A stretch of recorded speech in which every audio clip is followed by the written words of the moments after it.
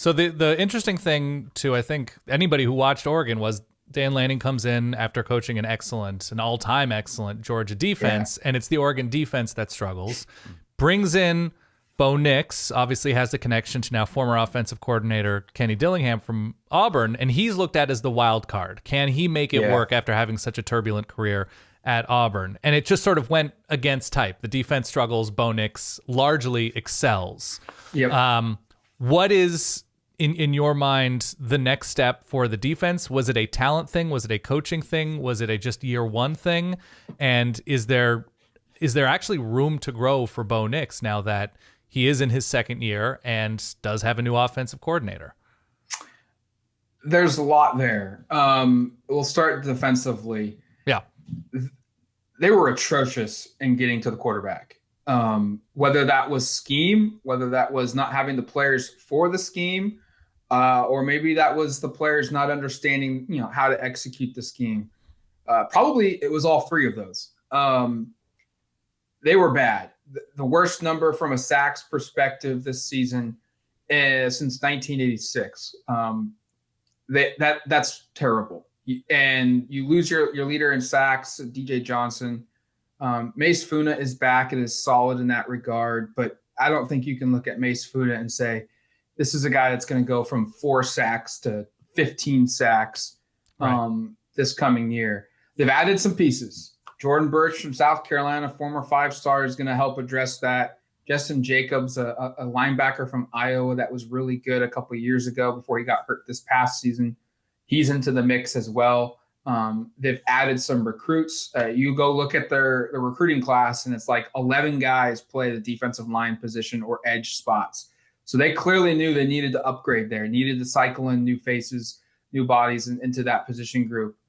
That's going to be a big key for them is can they find and establish a consistent pass rush? Because if you can't get to the quarterback, especially in this league that they're going to be playing in next year, you're going to get roasted. I mean, the Pac-12 has been down in the last couple of seasons from a quarterback depth perspective. And in the final year of its current format of being 12 schools, it's going to have maybe the best collection of quarterbacks we've seen in a very long time. There's a lot of NFL quarterbacks there. You've got to be able to get to the quarterback because it doesn't matter how good your corners are, how good your safeties are. They're going to get roasted if they're going to have to cover for 5 seconds. That's the first issue. Linebackers were not good in 2022 as well. Or 2023, 2022. What year is it? Do you guys know what year it is? Noah Sewell was a very dependable player, was on the field for every single game for Oregon, but it just never clicked for him in 2022. I don't know why. Dan Lanning was asked about it a bunch of times.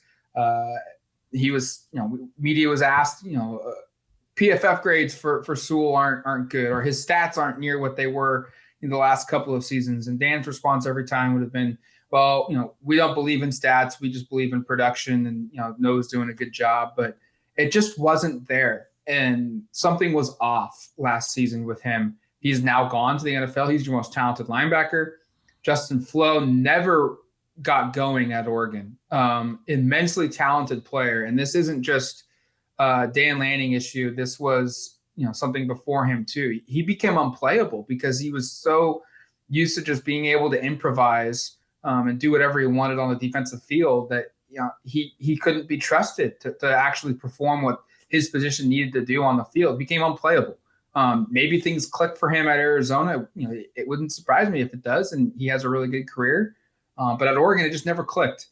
Jeffrey Bossa was the other starting linebacker opposite Sewell, and a really standout freshman season in 2021 that saw him move from safety to linebacker to fill in because of depth. The expectation was this past year he'd make a big jump. That never really happened. He did play really, really well in that Holiday Bowl, though, when basically it was backs against the wall. You have to play good if Oregon's going to win, and he did. Maybe gives you a little optimism there. But linebacker play needs to be better as well. And then in the secondary, they've got holes. Christian Gonzalez is probably going to be a top 10 pick. He's gone. Bennett Williams at safety has graduated. He's gone. And then you look at your other options. Triquez Bridges and Dante Manning kind of shared that other starter spot at cornerback. Steve Stevens, Brian Addison, both safeties, both are back. Jamal Hill's a nickel back.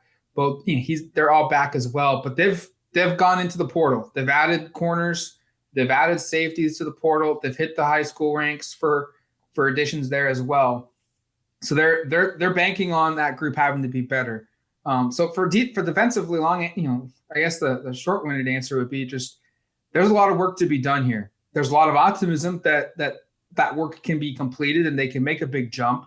But until you see it on the field, I don't think anyone reasonably can sit here and say that this defense is going to be elite in 2023. Could they get there? Sure. Yeah, but we'll need to see it. The Bo Nix one is an interesting question because we pondered this on the podcast on Odds and Audibles. Like, where is the room to grow for Bo Nix in his 5th season of college football? Not getting hurt. Yeah. And 5th different coordinator. And we realized he worked with Kenny Dillingham his freshman year at Auburn, but Gus Malzahn was the one that was calling plays. It wasn't Kenny. So this is going to be his 5th coordinator, and was last year kind of, all the stars aligning. He's playing above his average. And, not to change sports here, but Garrett Sim, college basketball at Oregon, his final season, one of Dana Altman's last years, he had like an insane senior year, played way above levels. And one of the assistant coaches at the time told me, like, we'd love to have Garrett back, but we don't think he could replicate what he did his senior year because it was so high above everything of what his normal career averages are like. Is that Bo Nix in 2023? I don't know, because he was so good. He avoided so many of the mistakes that plagued him during his college, his 3 seasons at Auburn. And what's the norm? The 1 year at Oregon or the 3 years at Auburn? Is it going to be somewhere in between, or is he surpassed what happened at Auburn? And what we get out of Bo Nix in 2023 is more of what happened in 2022. I don't know. I think that's one of the more fascinating questions for the offense. Is there's just this assumption that Oregon's offense is going to be elite in 2023 because Bo Nix is back. And did he just play out of his mind for 8 games and was really good? Or is this really, did he make a big step jump? And we'll get that answer probably 2 or 3 games into the season.